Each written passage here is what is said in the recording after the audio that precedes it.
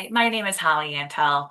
I go by the Oracle of Del Rey for my astrology practice and also Holly Hedral as a pun-intensive nickname, a play on polyhedral, the word polyhedral, which means many-sided.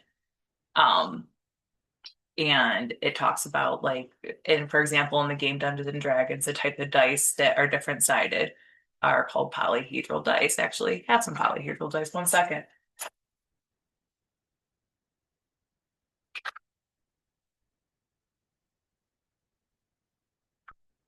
It's related to this. I use the I Ching a lot in my studies, especially math. It's great for binary math and binary logic, which I'll explain later. This is the copy I read. Um, the I Ching, translated by Thomas Cleary, from Harvard. And so this is a 12-sided die. This is an 8-sided die. And this is a 10-sided die, which are different than the 6-sided die that we're familiar with in most games using dice. But I rolled these particular ones with a little bit of variation to give me a hexagram in line in the I Ching. So my 8-sided dice, 8 stands for 0, and then 7 is a reroll. And then so it's 0, 1, 2, 3, 4, 5, 6. Which stands for one of the 1 through 64 hexagrams. So that's the first digit is the 8-sided die, is the first digit of the hexagram. Then I use a 10-sided die to do uh 0 through 9 of any number. So it's the second digit, which would be 0 through 9. It's a 10-sided die. And then I use a 12-sided die, which is this one, for the line. And each hexagram has one of 6 lines. So I just divide it in half. So if I roll 12, it stands for 6. If I roll 11, it stands for line 5. And so I'll roll the dice. I'm hoping for one that uses one of the words I made a koan about.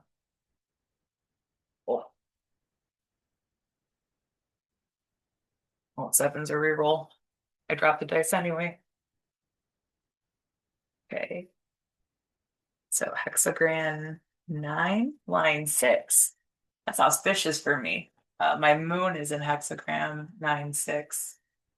Let's see what it reads. 9 is small obstruction for the nurturance of the small.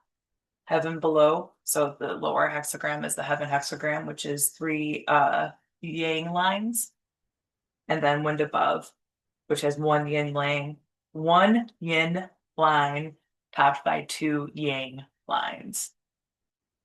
So heaven and wind. At small obstruction, nurturing the small succeeds. Dense clouds, not raining, come from one's own western region.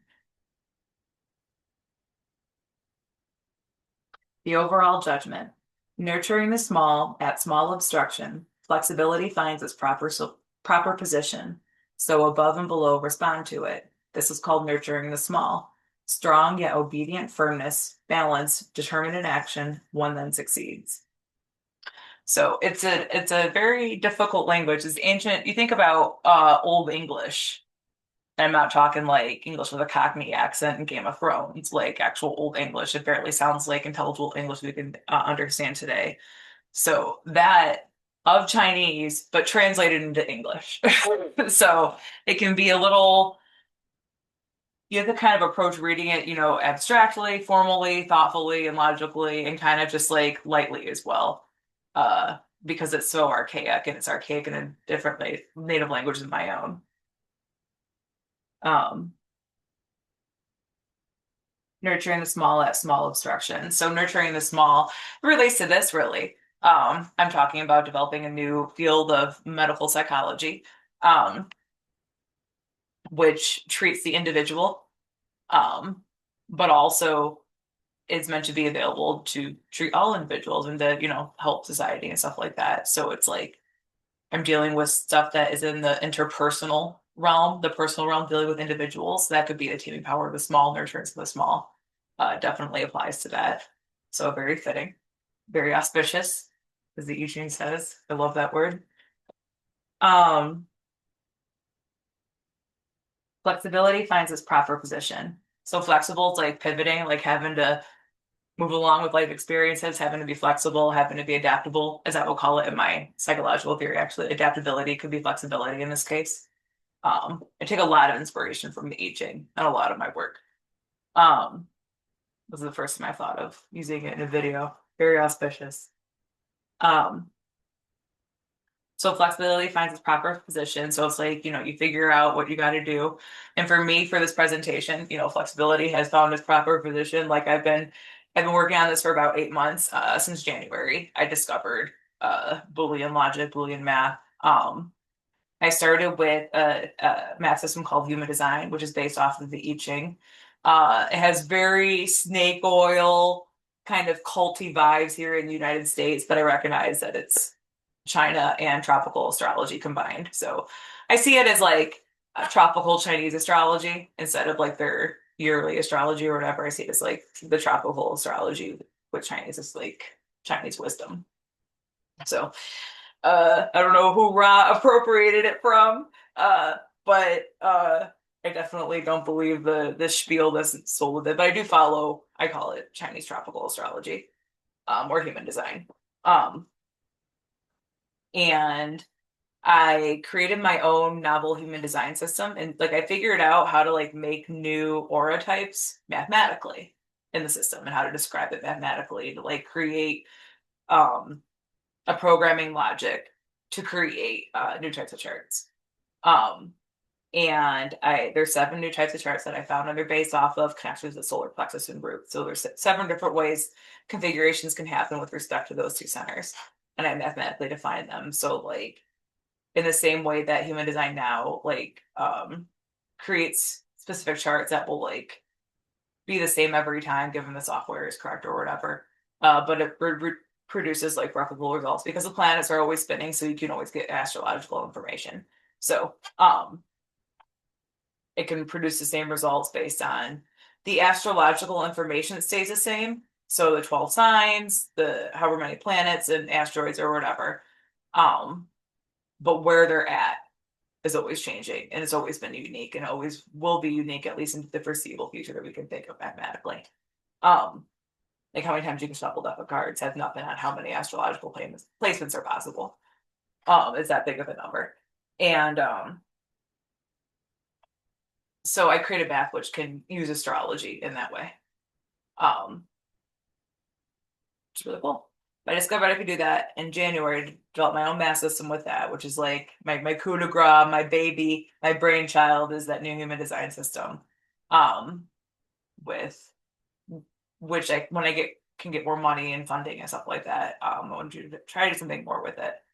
I'm also trying to create like kind of like legendary creature type archetypes for the different types, like Rave. I'm really thinking it's vampire types. I'm not Rave, I'm more Raven. It's very bird-like type. I feel very affinity with birds, but I want to like kind of connect it with nature a little bit. So be my whole take on it with what I found. But that can be found in my online CV. But disclaimer, I don't have any degree yet. I'm trying to go back to school. This video, I'm intending to show academics and professors who I've researched online and schools that I want to go to see if my research is a good fit anywhere. I'm hoping for the DMV area or the East Coast, that kind of region. My goal is to have a career in the DC or DC area, known as a DMV area. But I'm trying to, I, I'm doing the medical theory of psychology. My goal is to turn that into a PhD, the work I've already done. Um, so I think I have a lot of it really completed. I don't know the formalities for defense and stuff like that, but like I wouldn't mind going back to school, taking classes, taking some math classes. in science classes and stuff like that, and applying like my logic skills with Boolean and binary logic um, to different aspects of academia. I have a lot of interest in science. Um, Before I forget, then we'll get to my transcripts. But yes, I would be a great student, researcher, professor, PhD candidate. I have about half of a bachelor's degree completed from good, very good schools and very good classes. And I was on honor roll and honors at University of Michigan and straight 4.0 at the feeder community college, Washtenaw Community College, um, and some pretty cool classes. Um, let's see what it says about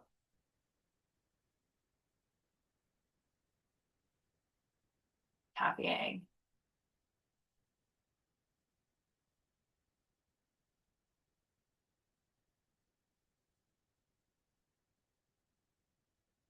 It having reigned and settled represents full development of inner qualities. It is unlucky for a leader to go on an expedition, as there is some doubt.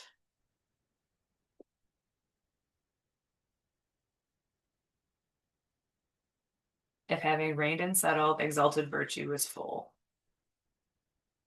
Even if the wife is chaste, she is in danger. The moon is almost full. It is unlucky for a leader to go on an expedition.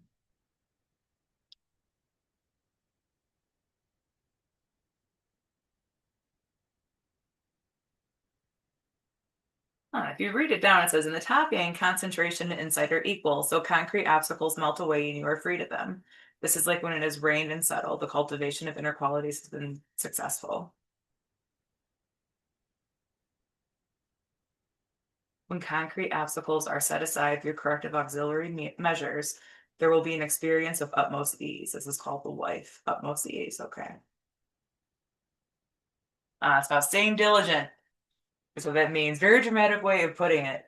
Um, that astrological chart is 9.6 is my personality moon, so reflects my Sagittarius moon. Um, but so my academic background. Yeah. I know I have really great research potential and like talent in math and logic and philosophy and a lot of really applicable things. And I'm really excited to go back to school. And I think I'd be a good fit anywhere that would like to proceed with the research I proposed in my medical theory of psychology. Um, I'm not a doctor. Like I said, I have no degree, definitely not a lawyer, nothing like that. Um, but I would like to become one if I don't have to like do doctory thing. Like a psychiatrist or psychologist kind of doctor, not one that like not a medical doctor. Not I respect it. I wouldn't mind like doing work in medicine, but not involving seeing patients. In my psychology test, I have a very sensitive gag reflex. I would not do good uh in that field. But I think I would be great in psychology, in related fields. My my pure passion is astrology. Um, and I think that I could like astrology could be used as a tool to like promote mental health and just be a beneficial thing in a framework for like understanding yourself and understanding your experience and like labeling, moods, emotions, and patterns and stuff like that. I think astrology can make a really cool tool for that. Like to integrate astrology with psychology. But or look into something like astrological medicine. I don't know. I'm a little woo when it comes to medicine. I'm very kind of like natural. I like to research different types of natural medicine, but let me start sharing my screen.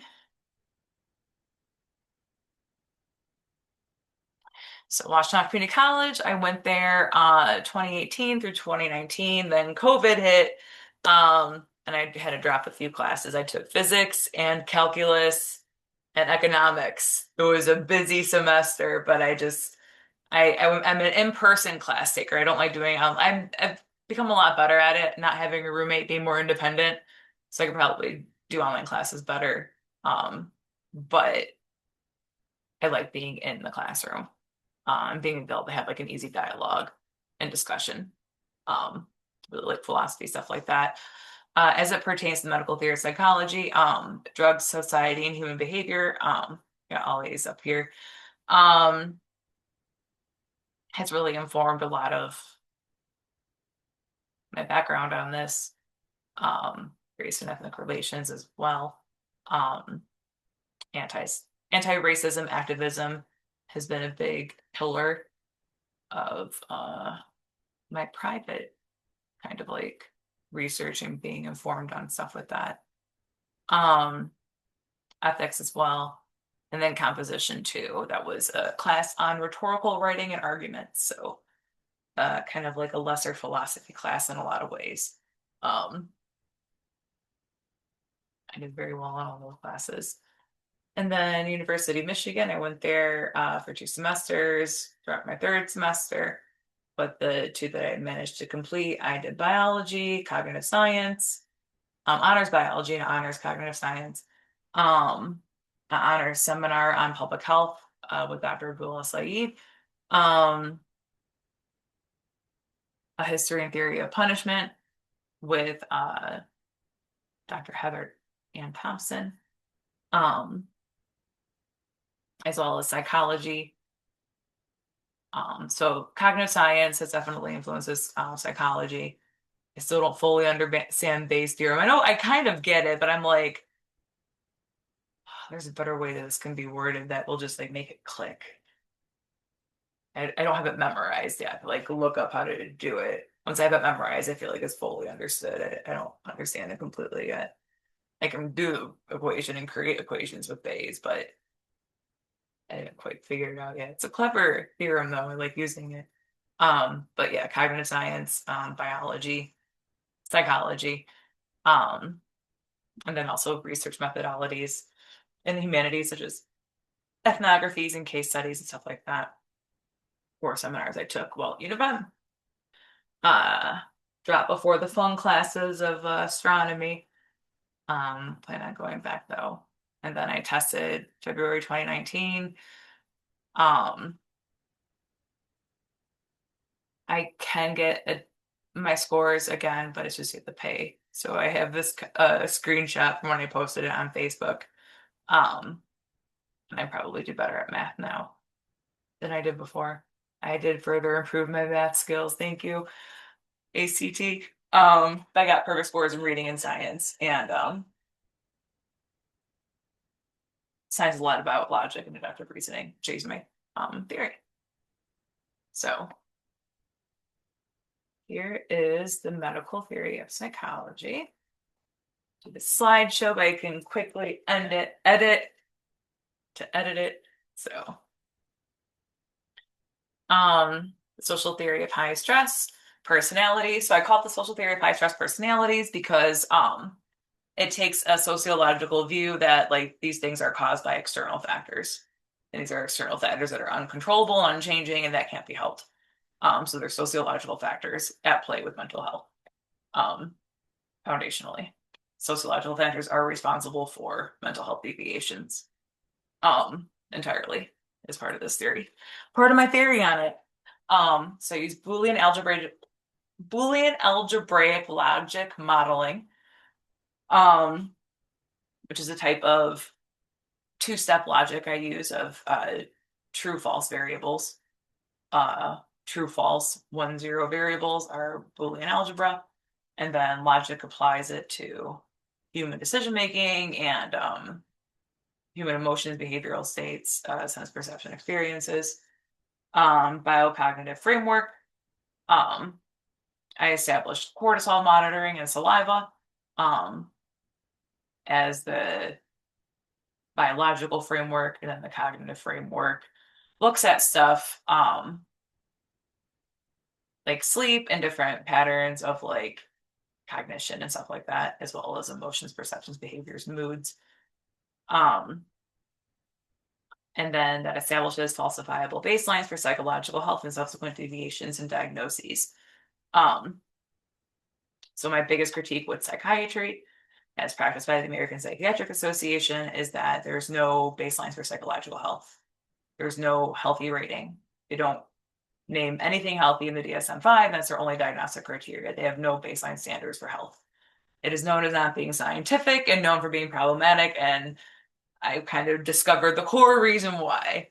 Like, everyone knows it's not scientific and not really, done that sciencey. And I definitely stumbled upon how it's not really done medically.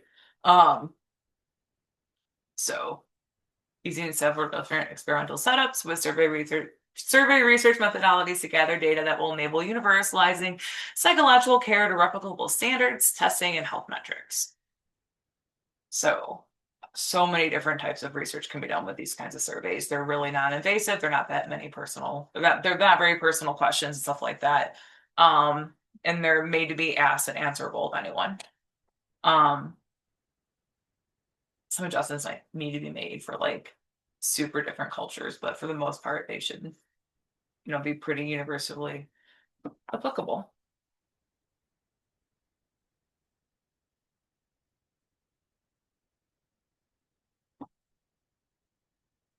So I wrote a really good essay, The Pseudoscience of Psychiatry, a Medical and Ethical Indictment, which explains the core problems of psychiatry and psychiatric practice, and how mine is different. So, baselines are established within the test, like you test for either hitting a health baseline or not, and then if you don't hit a health baseline, it's ranked in severity. And that is done via the X question, or the top question is like the most significant one, and then the Y question is the less significant one when you're trying to describe something occurring, a phenomenon happening, or occurrence of behavior or personality trait or something like that. And so it reduces things to fundamental dualities where possible, and then a duality of either happening or not, where falsifiable, or you're trying to indicate health or indicate a pathology occurring. In psychiatry, there's no health baseline to say that this is what you should be at. Like in medicine, how there's, blood sugar range, blood pressure range, all these different things that measure what health is like and health is described. And it just does not happen in psychiatry. So, in my practice, it is described. But the main thing is like we live in an unhealthy society and an unhealthy civilization. Current psychiatric practice is like there's something wrong with individuals when it comes to society, or when it comes to psychology. And I mean, said like there's something wrong with the society and the civilization and these patterns that we cannot control and that are influencing our lives, that are creating mental health problems and conditions, and that they are endemic to the human population. There's a lot of mental health problems, and we don't have scientific or rational standards at all for mental health. I do trust that like the dialectical behavioral therapy, what I've seen of that, I have the workbook in one of my storage totes. I have a lot of textbooks I've collected over the years when researching psychology and psychiatry. And it's a very good therapy. It was created by someone who had borderline personality disorder. I think my hope is that people who are cluster B personality types, I think a lot of people think they have borderline personality disorder, because I thought I had borderline personality disorder. But what I really had was just a cluster B disorder, the emotional moods with really bad emotional mood lows and stuff like that. It was a cluster B disorder. I just had the wrong one. I was a narcissist. I'm a narcissist. But I think they all kind of feel like how borderline is described. I just think the symptoms of borderline emerge in 4 different ways that can be more finally like articulated and granulated when we look at them through binary frameworks.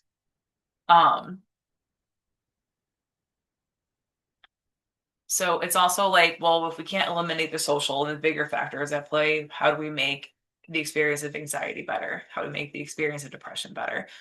Anxiety is the body healthily coping with undue amounts of stress and cortisol in their body.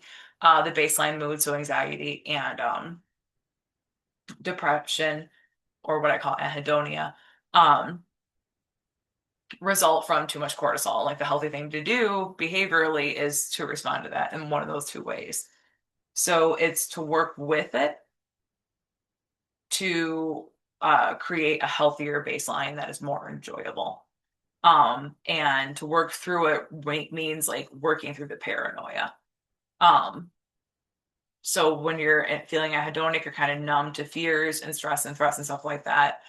Um, and then when you're anxious or have anxiety, you're really aware of them and you have that kind of fight or flight, ticking just below that level of activation. And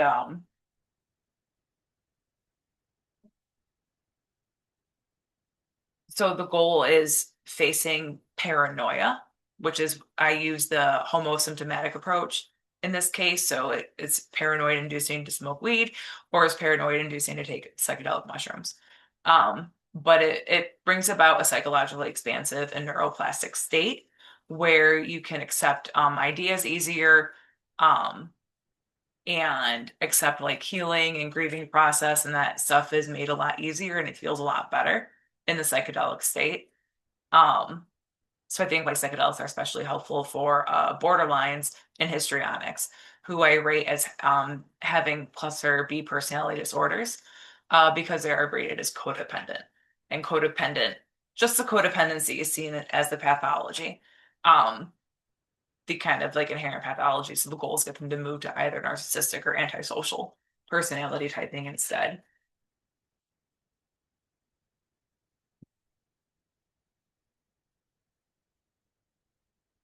But yeah, these symptoms by themselves, anhedonia, anxiety, psychosis, psychopathy, um, are natural responses that can be made better, and more enjoyable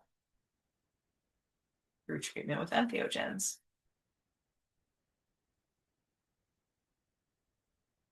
So, yep, unnatural life stressors are among the chief causes of emotional mood and behavioral distress. And these include unrealistic labor expectations, poverty, racism, and other forms of disenfranchisement. They're unavoidable, uncontrollable, and should be considered as relevant factors to every deviation from mental health in every patient. My theory predicates that reactions to high stress create the most commonly occurring complaints of mood, emotional, and behavioral distress.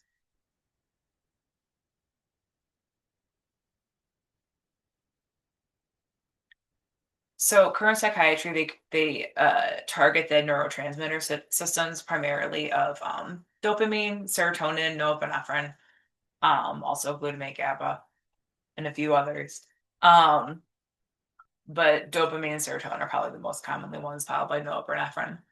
Um, and I think these neurotransmitter systems are a lot more delicate, and that the best treatment for them is the neuroplastic state or neurogenesis state, which is the production of new neurons and the healing of existing neurons, which is what psychedelics cause when you're tripping. So, like these behavioral, so what's the spelling? Um,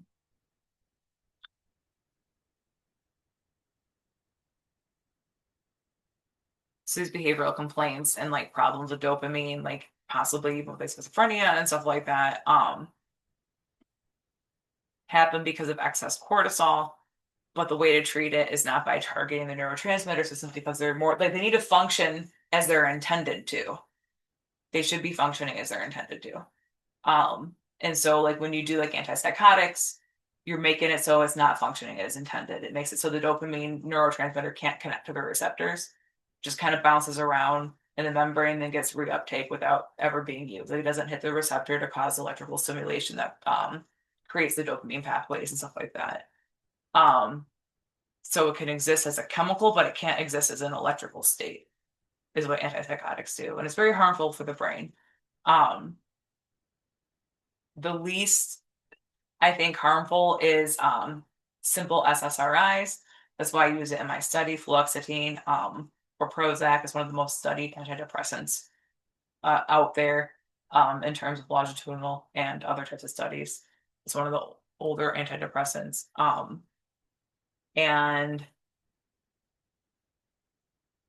it doesn't stop reuptake. It does a little bit. I don't know. It's like, I still don't think we should be messing with it, but if there's, I think that's the least kind of like negative drug, or like the least, it does the least amount.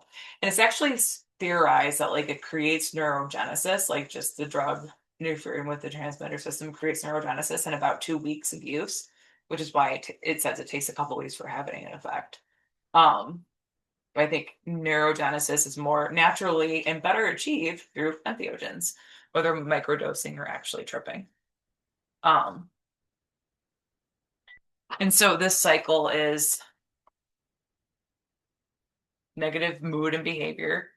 Negative behavior from other people and like the negative social structures create a stressful environment that causes us high stress personally, which causes excess cortisol dysregulation. The excess cortisol in our bodies does things to our bodies. I think physically kind of squares the jaw or like fat buildup a little bit.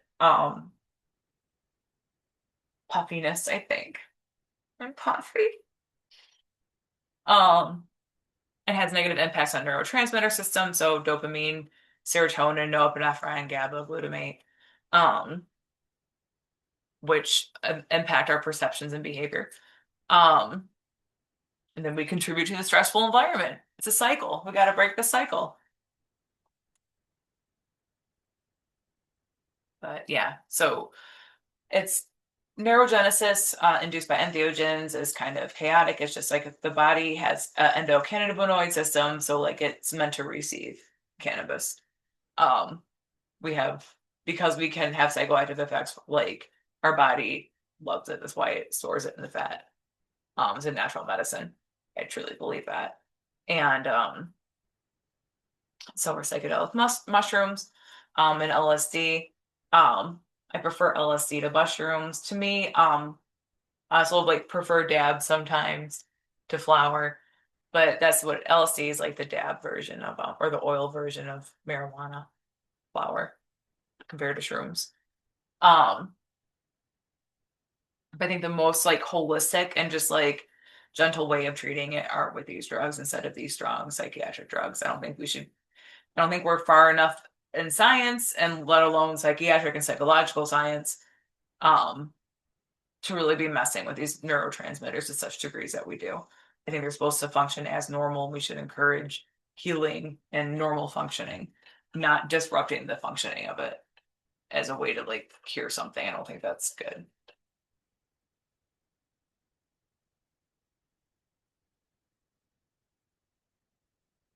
So I'm not going to read the history lesson on what Boolean is, but my little koan I created, it makes me laugh. So in the I Ching, it uses, I think 9-6 didn't have it, but it uses upright, no fault, and blameless a lot. Um, and I don't think they use blameless ironically. It might, I don't know, I'd have to ask someone who studied it, but I don't think they use blameless ironically. I use it ironically here. Um, but blame is a person directly responsible for the problem at hand, but may not realize they're part of the problem. Yeah, if someone's to blame for a problem, you greet them with blame. Yes, they have high blame. Fault is a person responsible for making sure there are no problems. Uh, no is low fault, and then yes is fault. And if they have high blame and they have low fault or blameless, then it's ironic because we should all be responsible for not creating problems. Is the humor. But if you contemplate it, it's funny when you just think about how people try to be blameless.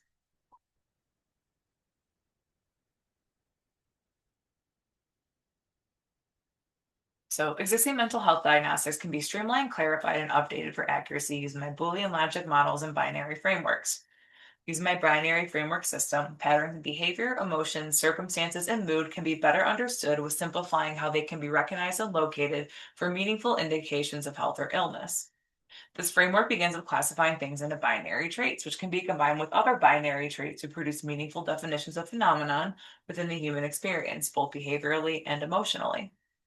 I utilize the language of psychology and psychiatry as practiced today, but each of my definitions are nuanced and different from these practices, and begin with a binary framework that can be built upon with more research and collaboration. Using Boolean logic as a reliable mathematical format for classification, my system is a groundbreaking starting point to create a medically relevant and consistent field of psychology, if I do say so myself. Um, so I define things on axes or like one thing or another. So narcissist is independent extrovert, antisocial is independent introvert, borderlines are codependent extroverts, and histrionics are codependent introverts. You may think that histrionic would be extroverted. I argue that they expend energy being fake to people, or like the getting attention is not the same thing as having like relationships that you're putting a lot of energy into because you get energy out of it and stuff like that. Um, so I think borderlines are they gain energy from being around people because they have less relationships. They seek less attention and stuff like that. I think seeking attention ultimately expends energy being around people and doing that. And the more chill, kind of like extroverted people that aren't talking to everyone, but are talking to people they have meaningful connections with, that's a little bit uh, of why histrionics, I think, are introverted instead of extroverted. But also different traits can be built upon, different things can be combined.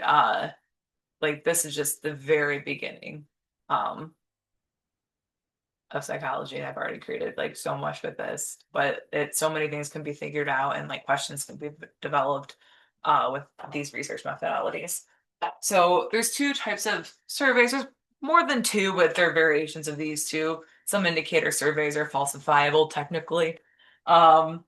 It's weird, but the standard falsifiable survey eliminates the presence of something, and that will always score 0. And it's just logic equation for like computer modeling or something like that.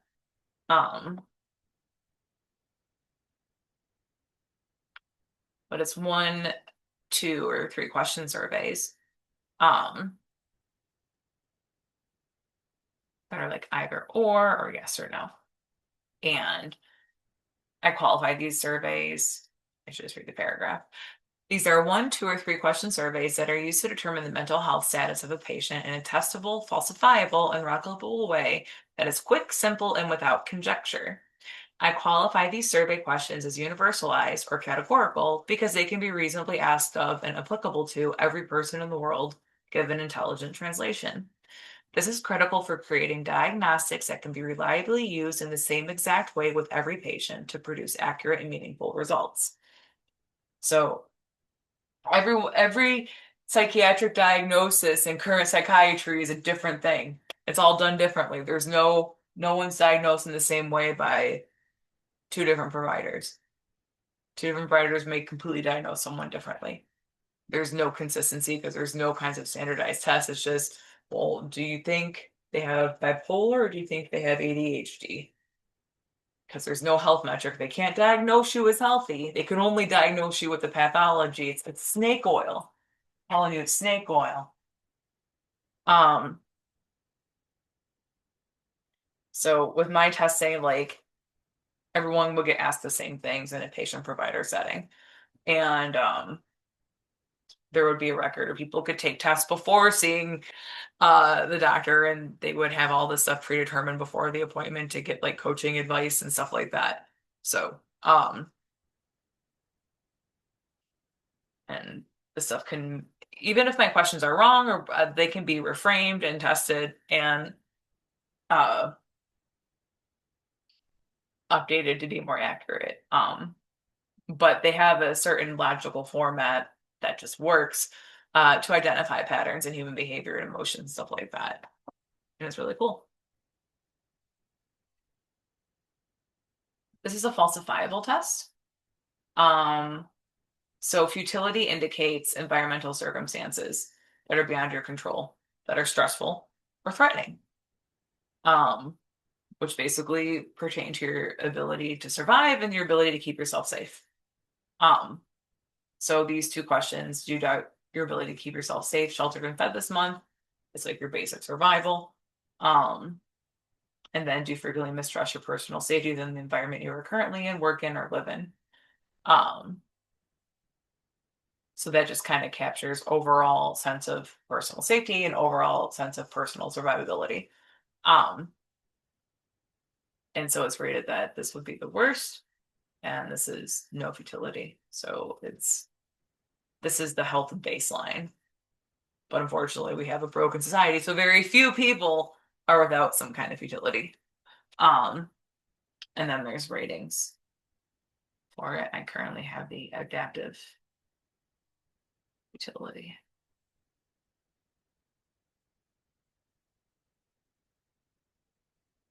And so if you make the X question the most important question for a falsifiable test, and the Y question the less impactful question, it will always scale in severity of this 0, 1, 2, 3. Little neat trick of logic. So this is an indicator test. So it presumes an underlying condition, which in this case is cluster B. Given financial freedom and personal safety, will you maintain an unhappy relationship? I would rule that people that answer yes are codependent, and people who answer no are independent.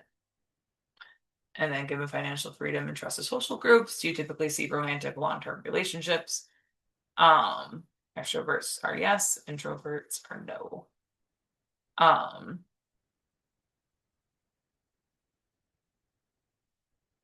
So they're just kind of basic questions, basic yes or no questions, but they can be put together to like reveal data and reveal patterns and stuff like that.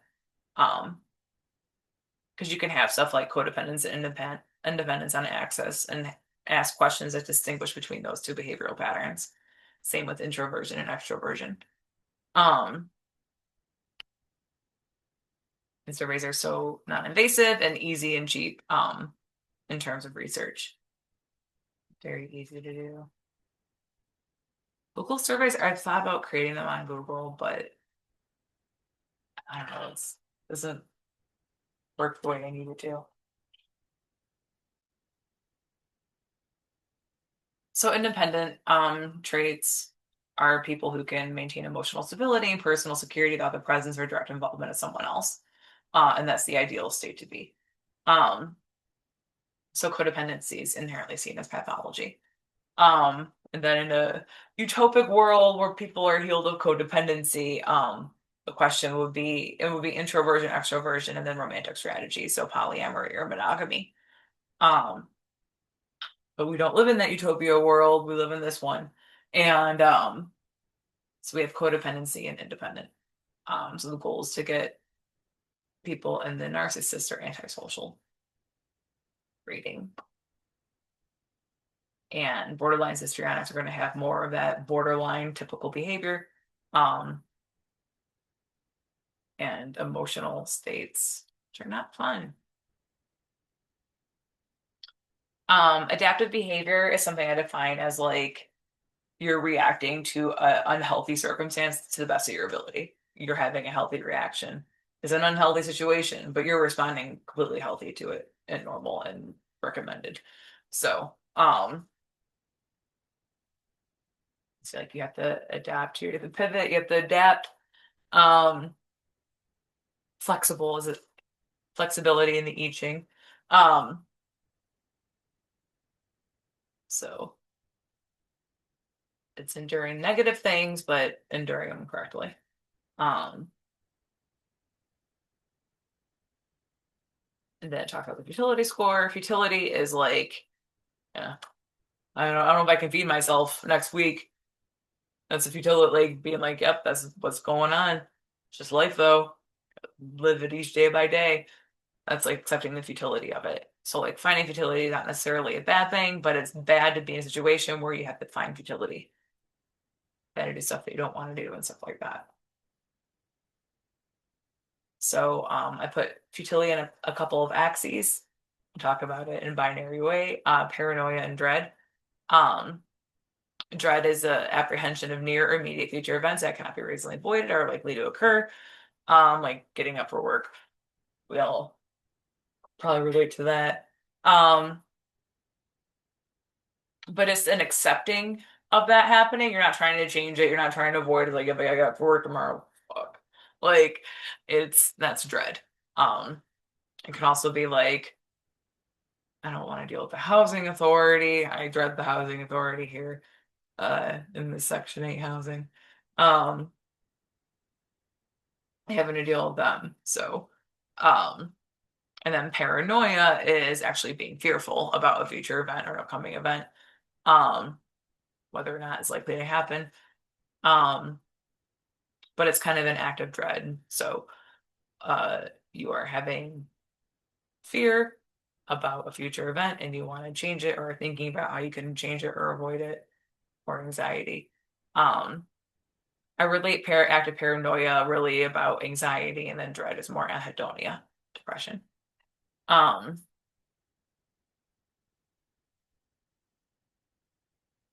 and then they result from stress and threats.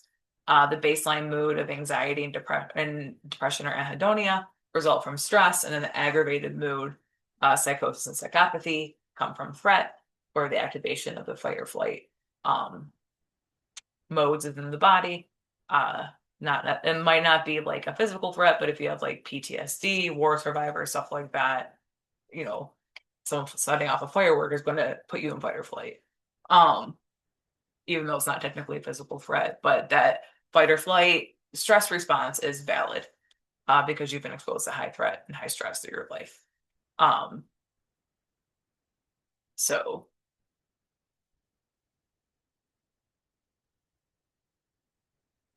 threats are defined as immediate concerns or challenges to one's survival or quality of life that are either acute or passive. So hearing a gunshot go off is an acute threat, and then um, job problems are passive threats. Um, and then stress can be understood as a malaise resulting from repeatedly doing things that someone doesn't want to do or does out of obligation and expectations, such as working a job that is physically or mentally detrimental or maintaining unhealthy relationships. Yeah, stress is like, I do this, but I don't want to do this. Having to do that over and over and over and over. That causes stress and that causes the baseline anxiety or depression. And then threats or moods where you're feeling hostile, which is mistrusting your environment. Let's see if I can.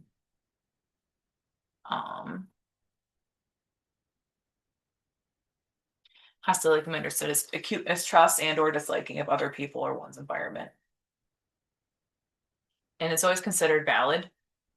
You know, a war veteran hears fireworks goes off, he doesn't trust his environment, that's valid, whether or not those fireworks are gunshots or not. So it's always seen as valid. Anhedonia is feelings of numbness and apathy towards life, the inability to enjoy things, and a lack of mood or emotional variation.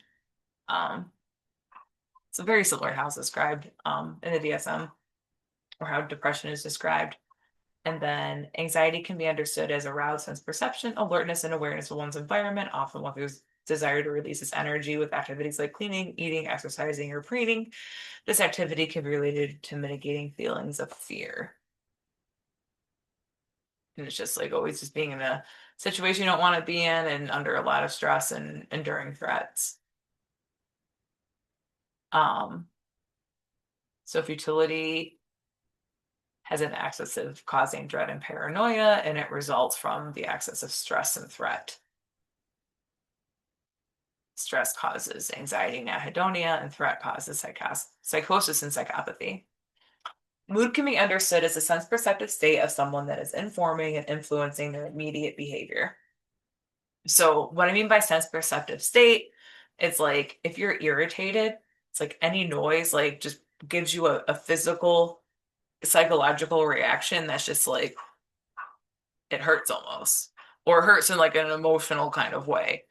But if you're chill and relaxed or whatever, your mood is calm or it's chill, you hear something, it's not gonna like, you know, set things off.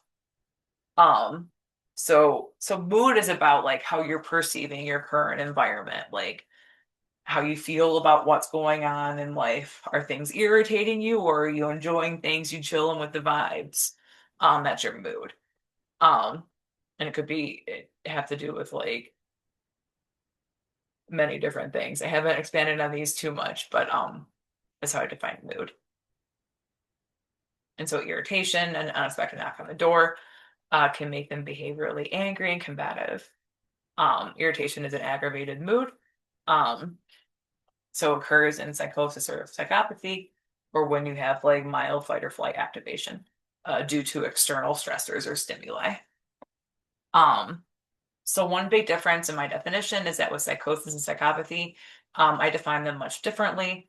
I define them as healthy states. It's just a sense of being hostile. So mistrusting your environment, people around you, or disliking the environment or people around you, and then either defensive or aggressive, and then also paranoid. It's those combinations of states which cause psychopathy and psychosis. It's kind of like a trifecta instead of a binary, or binary we can put in a couple of ways. Um, and so it it trusts the person's accurate perception of reality throughout the aggravated mood. The problem is not their perception of reality. Their problem is that they're in fight or flight mode and might have to fight to survive, or at least their body thinks that, and their mind is coping with that. Um, and so delusions are false beliefs, or beliefs that are provably not real, that are directly influencing someone's immediate or long-term behavior, mood, and interpersonal reactions. Um, so delusions are a whole other thing than psychosis or psychopathy in my medical theory.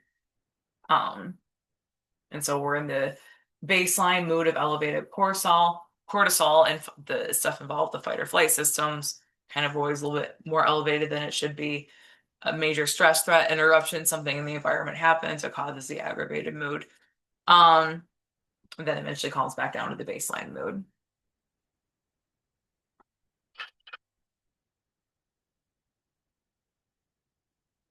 So psychosis is paranoid, hostile, defensive behavior.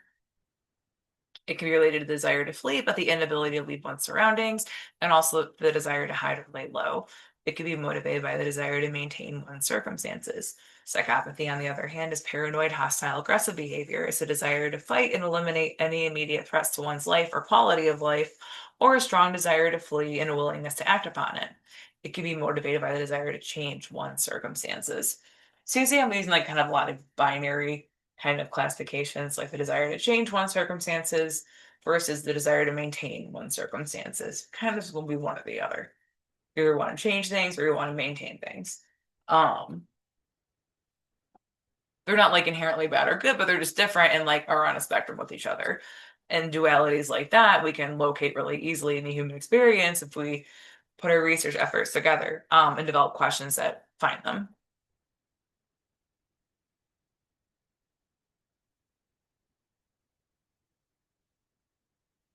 So we can't eliminate the futility, but we can treat it. Mitigating behavior, adaptive behavior, I've kind of explained. It's the target health metric. If you have to put up with bad stuff in the environment, adaptive is the way to do it. Mitigating is about avoiding challenges, more associated with like psychotic behavior, and the maladaptive is more associated with psychopathic, or actively confronting situations, trying to make change.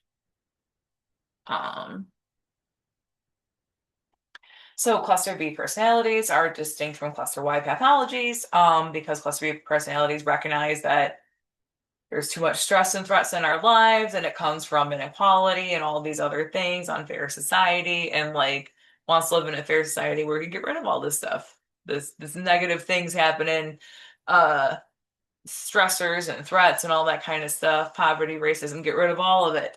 So wanting to achieve that is a hallmark of a cluster B. Want to end this like disparity and late stage capitalism, which causes all these problems for all of us. So it's kind of what defines it. In cluster Y types.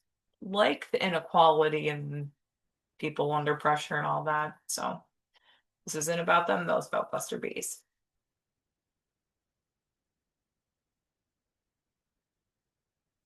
And then these are the different tests the CB score and the high stress score are on the same portfolio together. Futility score. So this is so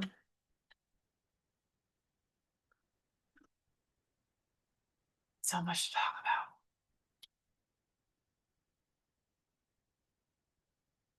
This page's been on empty for weeks. Still gives a little bit.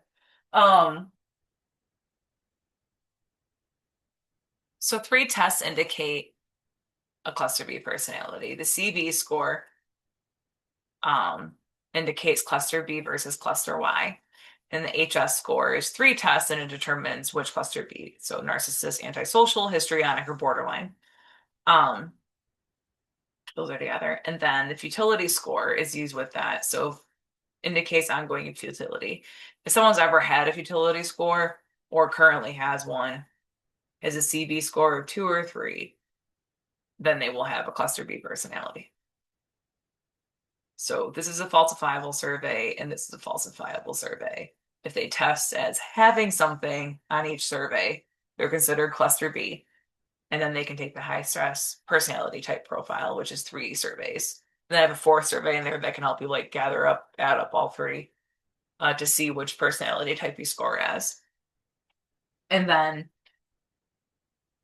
if there's ongoing futility, then there will be a baseline mood score, the AX score, so the anhedonia anxiety axis, and then the PX score for the psychosis psychopathy axis.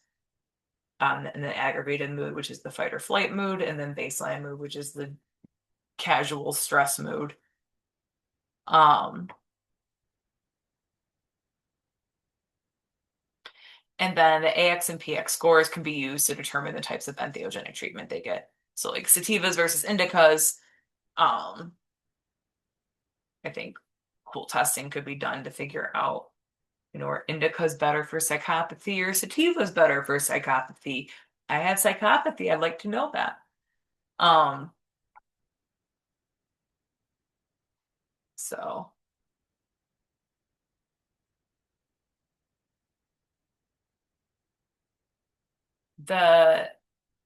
you can have a cluster B personality, not have any cluster B pathologies. I am a case study in having a cluster B personality without any pathologies.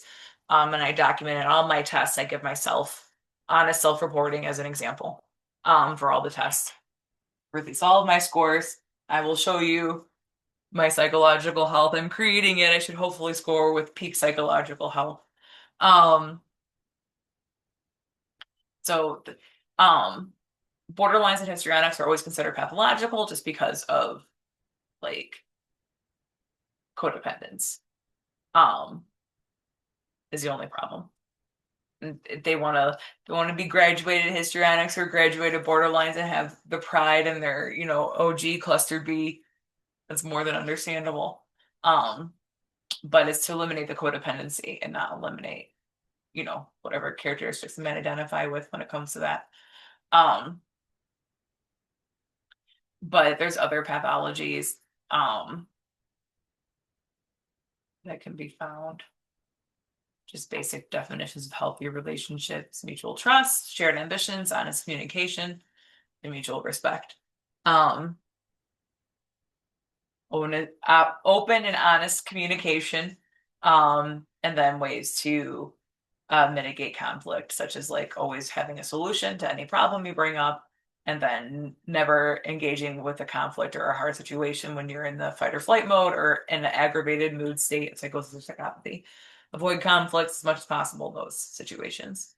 Don't feed the fight or flight vibes when that can be avoided.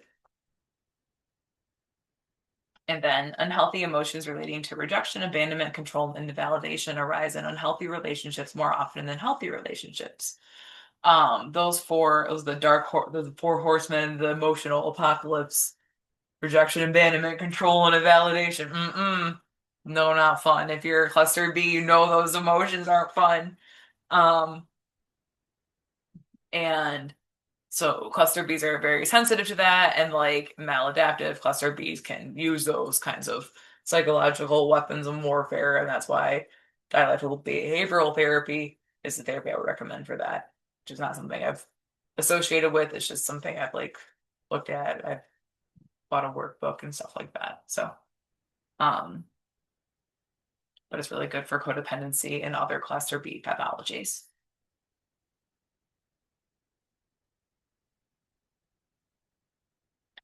So I have 3 screenings for relationship health, emotional resilience, and self-esteem that indicate whether pathologies are there. Crisis is for like psychological emergency. Well, I do think these should be treated with entheogens. I left it open-ended because suicide or homicide needs to be treated by any kind of professional. That's something very negative. And then like mental confusion could be something medical as well, and is of concern. And then generalized delusions. So there's gonna be 2 types of delusions that I define, which are I've only done the one generalized delusions test. But there's gonna be generalized delusions, which are delusions that like are about a shared experience or a shared perception of an experience, such as like death or violence. Everyone will have some kind of exposure to those concepts and ideas about those concepts. Those are generalized things. Where it's like, if you have delusions about like specific celebrities or stuff like that, personal delusions, or about like really arbitrary or like specific things, those are going to be harder to capture rather than delusions surrounding bigger themed things like death or sleep or violence and um,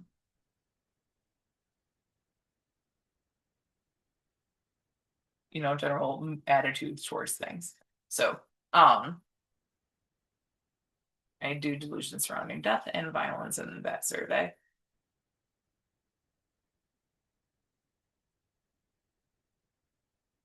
And then the homosymptomatic entheogen use is for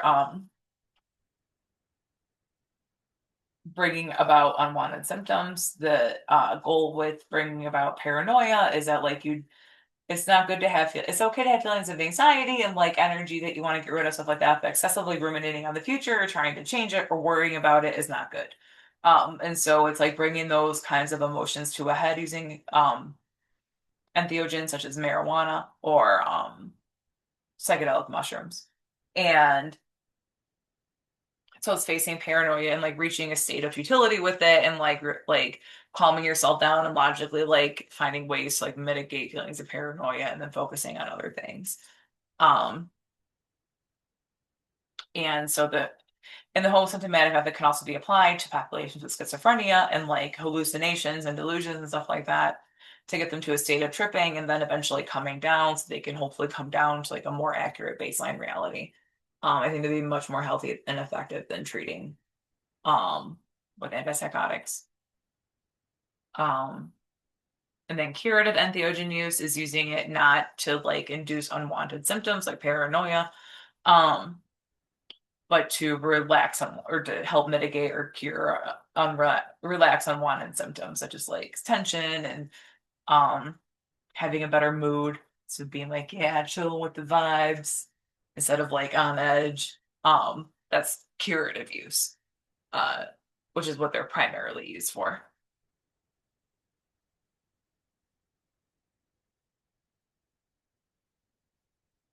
And then this is just to create like psychological, biological measuring. It's just a basic setup for a test. The basic instructions of gathering a control group of people who report low stress or no stress, measuring their cortisol and dopamine levels found in their saliva. Um, the experimental group are people who score 1 through 3 on the F score, or futility screening, and do the same thing, gather samples, measure the levels, paired with whatever score they had, and then map them on a line graph. So, if cortisol is a range from 0 to 100 in, saliva, I don't know what micro something. Um, where do they map? Depending on their F score or scoring at F0 with no futility or stress. Um, what are those levels? And that can be mapped on line graphs. It's just basic instructions for how to do that. But like, there's no like consistent biological evaluation in psychology, and this just provides one, just a basic one that people will have symptoms of anxiety, depression, psychosis, psychopathy, and also elevated levels of cortisol and dopamine that can be measured in saliva. And then this is just kind of the a summary of what these states are and the steps to like what I would qualify treatment. So I would prescribe entheogens, for example, if they had a CB score of 2 or 3, as well as an F score of 1, 2, or 3. And then I would test them for anxiety and anhedonia and psychopathy and psychosis to influence how to medicate. These are the tests I would require certain scores on because they're falsa. The CB score and the F score are falsifiable. And the AX score and the PX score are not falsifiable. This is also, or their indicator, as I call them. So is this one. But these two are falsifiable, and they're the most important ones for qualifying for these subsequent tests. So they would have to score a 1 through 3 on futility and also a CB score of 2 or 3 to qualify for these. If they don't score a C on a cluster B personality, or they don't have any current futility, but would not prescribe. I'm not against like recreational use of these things, but I would not consider there to be a medical necessity for it without the CB score and the F score. Without those two things present, there wouldn't be a medical need or medical use. I would only prescribe this medically or suggest this medically rather. And people that meet this criteria only is these two falsifiable tests.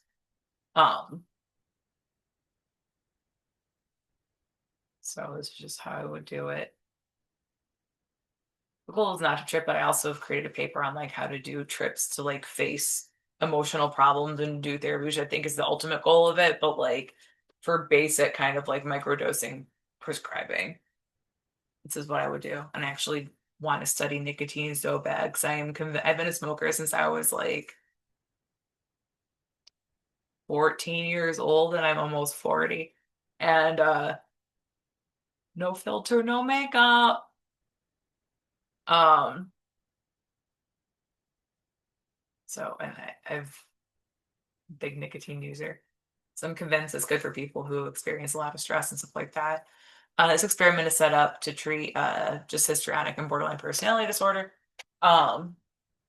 It's just a experimental setup, placebo control, also with a medical control. If I would use any medical control to compare it as more effective than psychiatric medicine, I would trust fluoxetine. But 2 different types of controls depending on medical legitimacy. I don't know. I have classes to catch up on.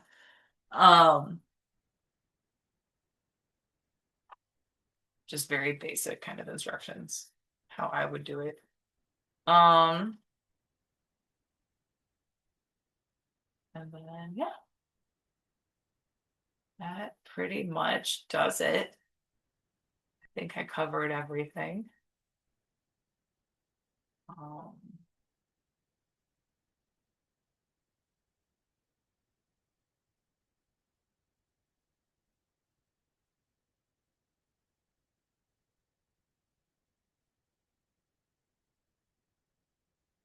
So for every narcissist test, it's just, 2 questions. And we'll map it. Does it? Did I hit it every time?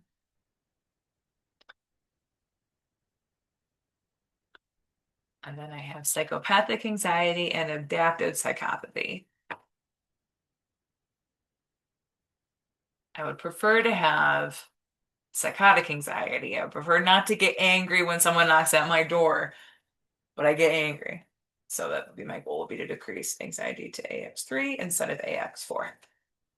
That's just a personal goal. And say I have F1, adaptive futility, psychopathic anxiety, adaptive psychopathy. So this is like where it's a weighted test, but it's a indicator test, but it indicates a baseline for health.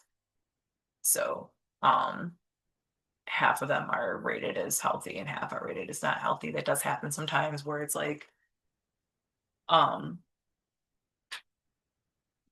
kind of a two-way falsifiable method. And then I've done some other cool tests.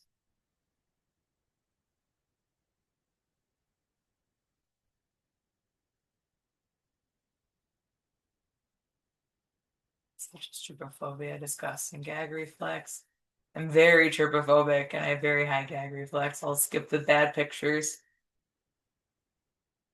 But there's another experiment that I set up. I'd be in the control group in my own experiment.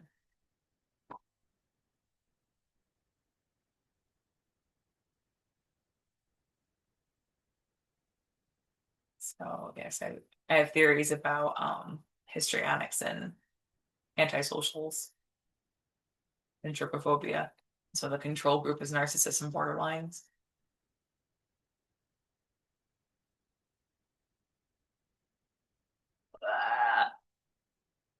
Should show more of the beehive though, I think. Only recently have animals started becoming. I've never favored birds of paradise. I don't like them. They're my least favorite bird. I love birds. Not a fan of birds of paradise. Not